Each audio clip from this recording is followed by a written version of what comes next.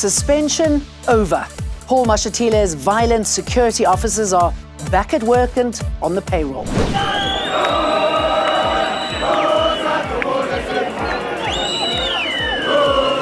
Marching on the Israeli embassy, the EFF promises to arm Hamas, the group who killed and kidnapped hundreds of innocent Israelis. Widespread destruction and homelessness after KZN's devastating storms. Hello, I'm Jane Dutton.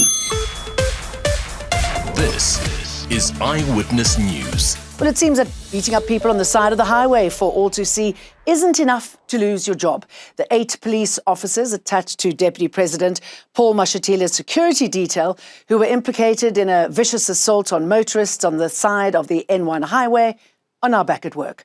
After shocking footage of the assault went viral at the beginning of July, a criminal case was opened and they were suspended. The SAPS can confirm that the members are back at work. In line with the SAPS's disciplinary regulations, suspension is for 60 days.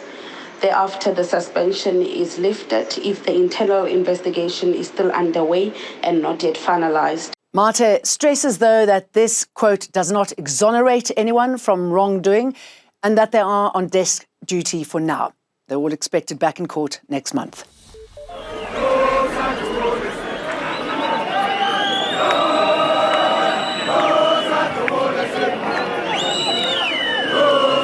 Calling for the Israeli ambassador to pack his bags and leave the country, then promising to arm Hamas if the EFF comes into power. The EFF, when it takes over next year, is going to arm Hamas and make sure Hamas has got the necessary equipment to fight for their freedom.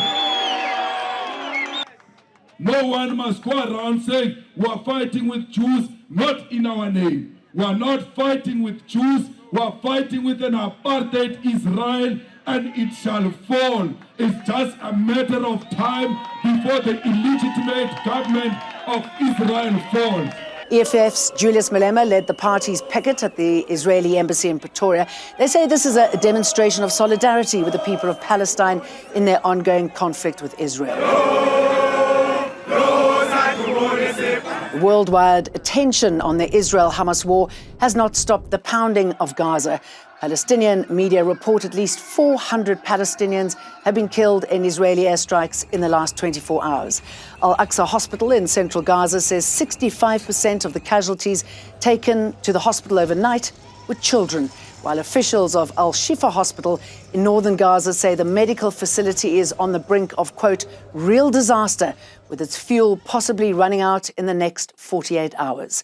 Canada, France, Germany, Italy, the US and the UK issued a joint statement expressing their support for Israel, while also calling for it to follow international humanitarian law and protect civilians. This also happened in today's news. The mine's Jonathan Heracourt says the main union on the mine is NUM, but that in recent months there's been a push to recognise AMCU, which has led to various legal processes.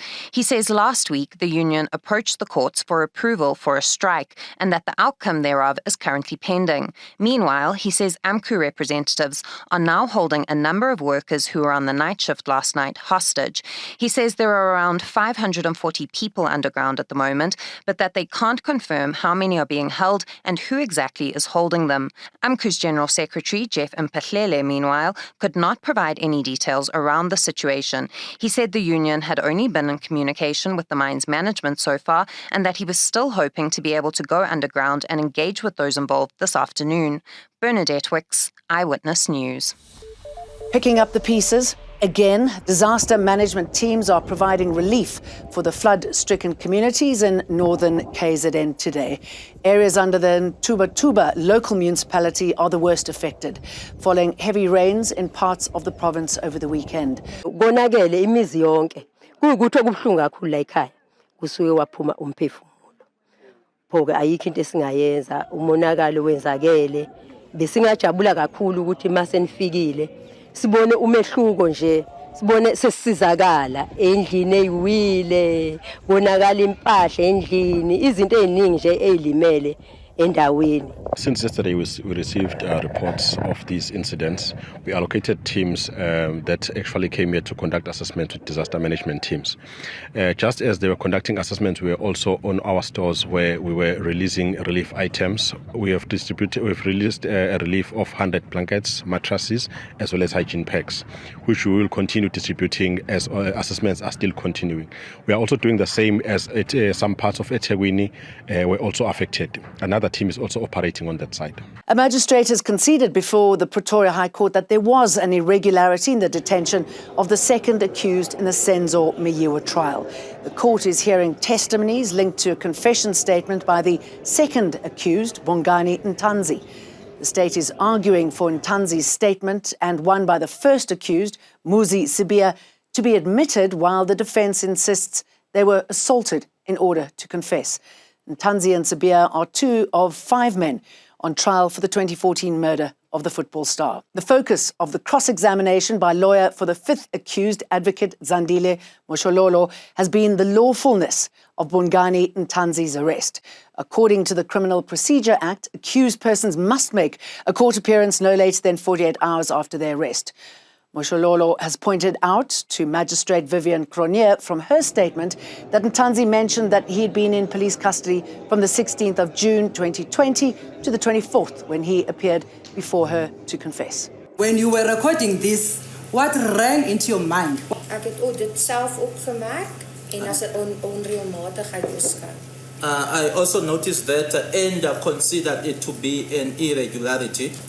Magistrate Cronier has further responded to Moshololo, saying even though she noted the irregularity, it was not in her power to release the accused.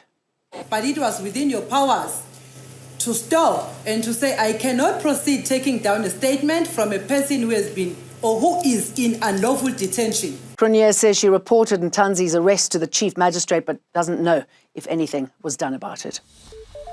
South Africa's worsening security is impacting almost every aspect of our lives. Limpopo police are cautioning people in the province against hitchhiking ahead of the festive season. They say in just 2 weeks, at least 4 victims have reported cases of both rape and robbery linked to hitchhiking in Polokwane. In one incident, a 55-year-old man who hitchhiked near the Mall of the North was robbed of his belongings to the value of 5,000 rands. It's alleged that the 3 unknown suspects took the wrong direction, stopped, produced pistols and a knife, and robbed him of all his personal belongings, such as cell phone, wallet with cash, worth 400 and bank cards.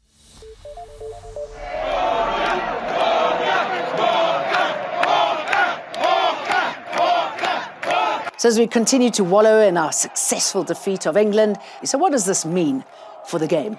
The Springboks' 16-15 semi-final victory has been soured by the former complaint made against hooker Bongi Mbonambi by England.